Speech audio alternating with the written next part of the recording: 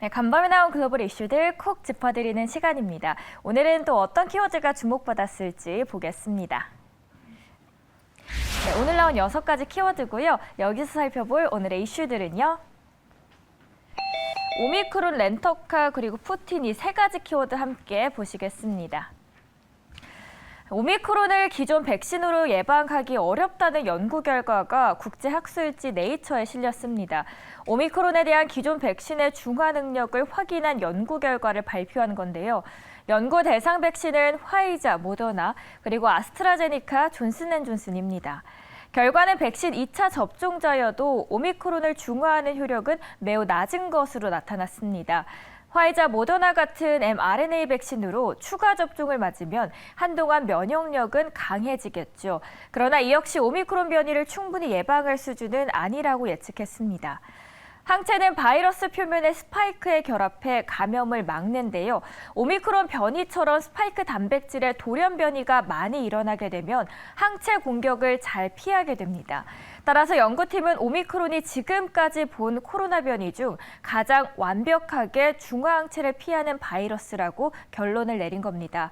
호 교수는 이번 연구는 코로나 완치자든 백신 접종자든 여전히 오미크론 변이에 돌파 감염될 가능성이 있다는 걸 시사하면서도 코로나가 어떻게 진화할지를 예측해 이에 맞는 백신과 치료제를 개발해야 한다고 전해줬습니다. 네, 다음 기사는 미국에서 렌털카 예약이 하늘의 별 따기가 되고 있다는 기사입니다. 이 자동차 생산 차질이 일어나면서 렌털카 업체들이 제때 신차를 구입하지 못하고 있는데요. 늘어난 수요를 감당하기 못하기 때문입니다. 월스트리트 저널에서는 이 사태가 반도체 부족에 따른 후폭풍이라고 전했습니다.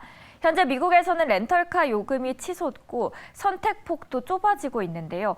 그나마 높은 값을 내고라도 또 차를 구하면 다행이지만 렌털카 구하기가 매우 어려워지고 있습니다. 첫 번째 요인으로는 이 팬데믹 후폭풍입니다. 렌털카 업체들이 팬데믹 초기에 수요 실종 여파로 보유 중이던 자동차들을 대거 중고 시장에 내다 팔면서 상황은 심각해졌습니다. 백신 접종이 늘면서 여행 수요가 되살아나자 가뜩이나 부족했던 렌털카 공급은 심각한 부족 사태를 겪고 있는데요. 소비자들은 따라서 지금 이것저것 가릴 처지가 아닌 상황이 된 겁니다. 렌털카 회사에 남아있는 차 중에서 골라야 하고요. 원하는 차종보다 크기가 작은 차, 여행 용도에 맞지 않은 차 등 찬밥, 더운밥 가릴 처지가 못 된다고 표현을 해줬습니다. 이미 12월이 연말 휴가철을 맞이하면서 연중 렌털카 가격이 최고 수준을 기록했고요. 하루 빌리는 비용은 1년 전보다 무려 31%나 폭등했습니다.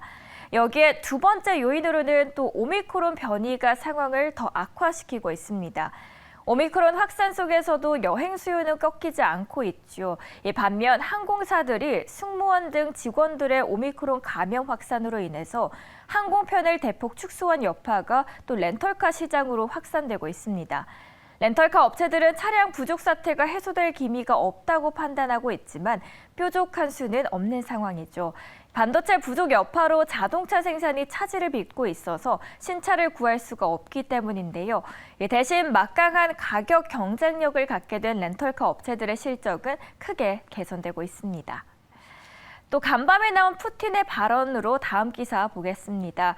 푸틴 대통령은 이날 자국 국영-TV 방송에서 미국과 나토가 이번에도 러시아의 제언을 수용하지 않는다면 러시아의 대응은 어떤 것이 될지라는 진행자의 질문을 받게 됐는데요. 이에 대해 푸틴 대통령은 대응은 아주 다양할 수 있다면서 우리 군사 전문가들이 내게 하는 제안들에 달려있다고 설명했습니다.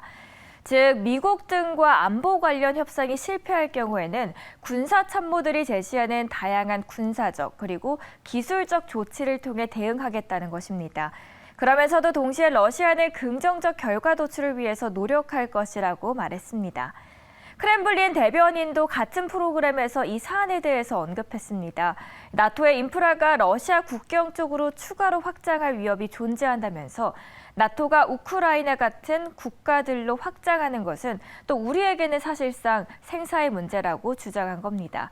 이날 발언은 최근 잇따라 제기된 러시아의 우크라이나 침공 준비설과 관련해서 러시아 입장을 설명하는 가운데 이뤄졌습니다. 최근 러시아가 약 10만 명의 병력과 무기를 우크라이나 인근 지역으로 배치하고요. 내년 초에 우크라이나를 침공할 준비를 하고 있다는 주장이 잇따라 제기되어 왔죠. 그러면서 관련국 사이에 군사적 긴장이 고조됐는데요. 러시아는 이 같은 주장에 대해서 자국 내 군사 이동은 전적으로 문제될 게 없으면서 서방이 우크라이나에 대한 군사 지원을 합리화하기 위한 것이라고 반박해왔습니다. 러시아, 미국 그리고 나토는 내년 1월이죠. 이와 관련된 협상을 시작할 예정입니다. 네, 이렇게 잠든 사이 나온 따끈한 외신이었고요. 시장에 미치는 핫한 키워드 만나보셨습니다.